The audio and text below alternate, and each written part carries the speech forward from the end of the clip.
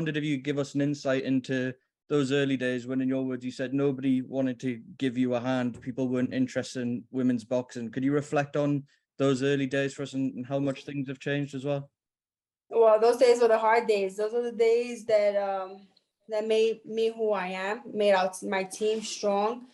And it made me realize that I love to fight. I love to box. I wasn't getting paid much. I wasn't getting the opportunities that I deserved. And we just kept on grinding, and look at us now. We opened the doors.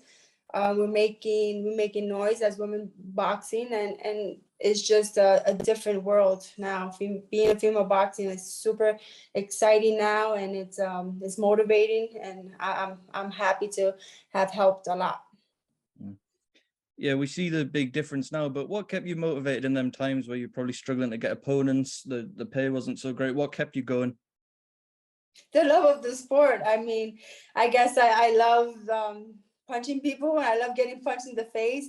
My team, you know, my trainer, my manager, Jordan Maldonado, he saw something inside of me. He just kept me motivated, making sure I was always in the gym, and hoping that one day it will change. And it did, and it has, and I'm glad that I stuck through with it. Just one final one from me. Look, you've fought in a lot of countries as a pro in a 13-year career, but the UK must be a real one off the bucket list. Yes, I mean, it took 13 years, a little too late, but it's better late than never, right? And I'm excited to be going to the UK to fight and put on a show for the UK fans. All right, thank you, Amanda, and good luck. Thank you. Have a good one. Great, thanks. And next up, I think we've got Danny Flexen. Yeah, thanks, Matt. Hi, Amanda. Thank you for joining us. I'm good, thanks. How are you? Good. Sarah Mahfoud's never fought outside Denmark previously, and I know from conversations with Lou DiBella that it's a fight that's been attempted to be made a number of times over the last few years. What do you think's caused her to finally agree to face you? I guess she feels that we're at a bigger platform. Maybe she sees a bigger payday for her. I mean, but I've been looking to become undisputed champion at featherweight for a very long time. And yes, there was a couple of times we were supposed to fight, and I guess she wasn't satisfied with the pay, or I just don't know. But I'm happy it's happening now. And we gonna see us one step closer to becoming undisputed champion. And with that in mind, the WBA champion fights a week on Saturday.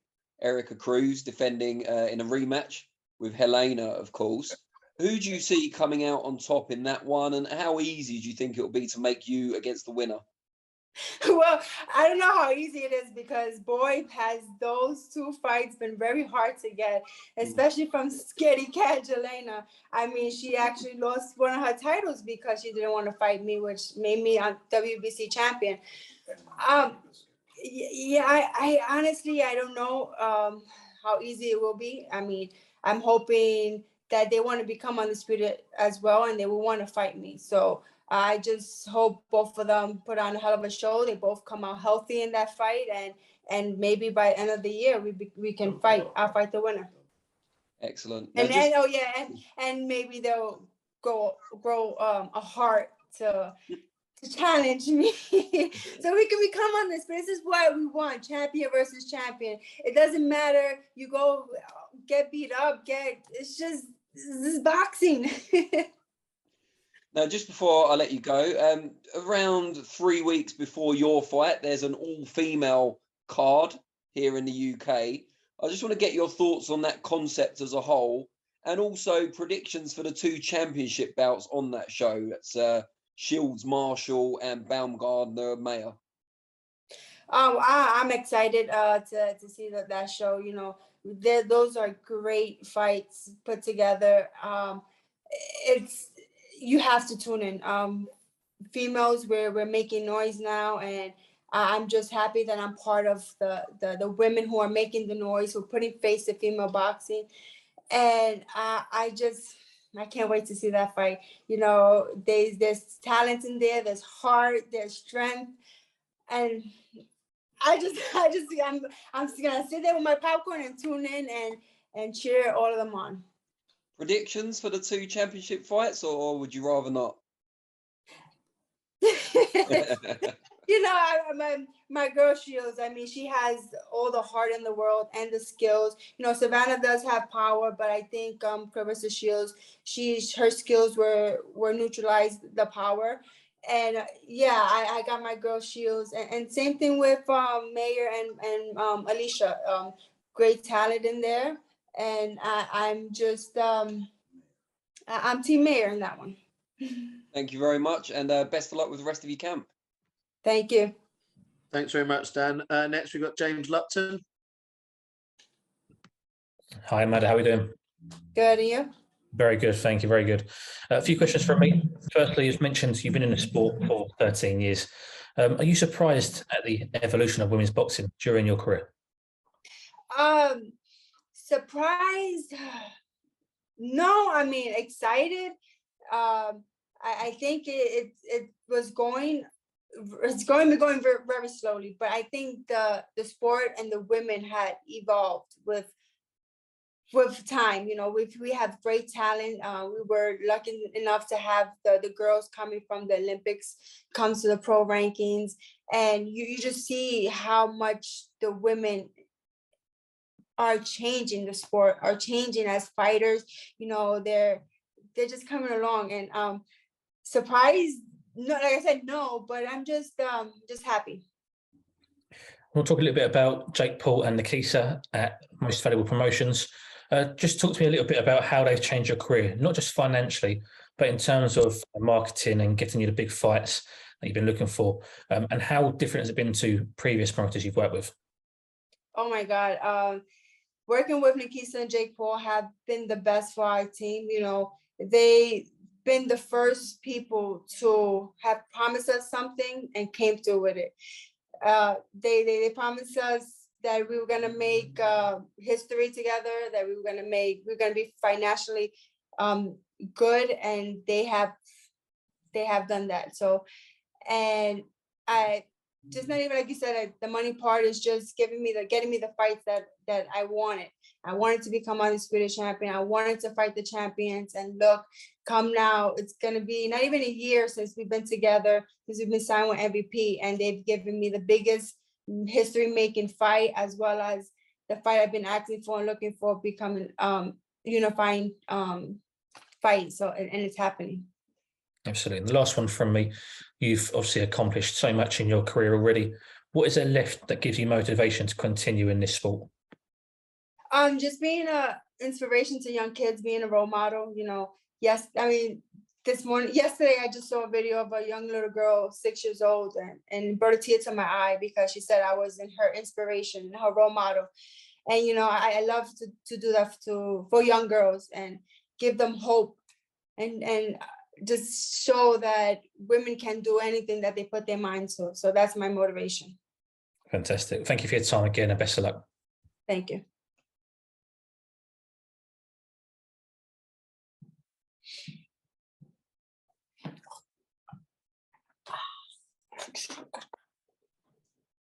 I think Matt's just having some issues logging back in, so I'm sure he'll be here any minute.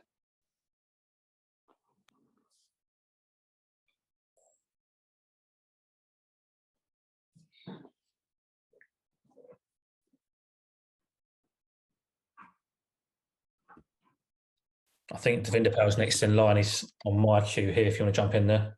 Hello. Yeah, guys, who's next? Are you guys? Cheers. Diego, crack on. Sorry, I lost connection there. Diego, you need to unmute yourself. Or just hold the space bar down the whole time you're speaking. Wait a minute. That's it.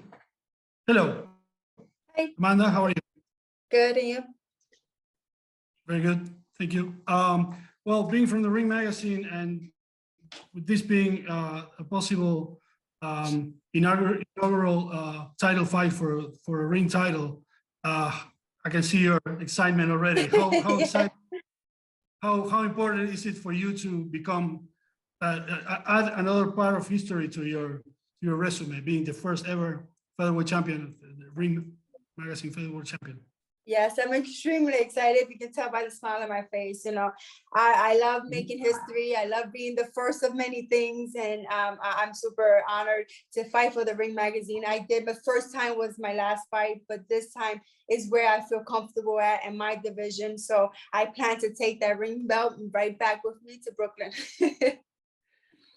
Okay, speaking of weights and the issue of weight surfing, which is something that happens in female boxing, you go up and looking for the best opportunities, and you've had that already. You've gone up and down in weights so many times. But no one does it like me. No one does it like me. True, of course. But you know, now that you have settled in the public arena, and now that the achievements are there, you don't have to go out looking for belts in every division. Are you planning on one division or one or two divisions and moving in those two divisions, or are you going to plan to continue going up and down in weight? No, the only weight I will go up to is to fight Katie Taylor, which is 135. But I'm here. I'm stuck at featherweight 126. So either that one or fighting Katie Taylor. That's the only way I'm going up. If you do change your mind, would that be for any additional achievements, any other Ring magazines belts that might be available, or financial reasons? What would be your motivation to go up and down, abandon your comfort zone, looking for some well, other since you put it in that way, and but then wherever they're at, wherever the Ring magazine's at, I guess we're gonna have to go for it. But right now, I'm sticking with featherweight, and then fighting Katie Taylor in the future. But hey, I'm up for the challenge. Okay, well, we'll line them up for you and let you pick one of them. Thank you. One by one, no problem. Yes. Right? Okay, muchas gracias. Hasta luego. De nada, gracias. Thank you much, Diego. On, have you got a question? Yeah, just one question for myself. Hi, Amanda. Hi. Amanda, I basically, when I look at female boxing, I compare the UFC and how they promoted female, MMA. How close or how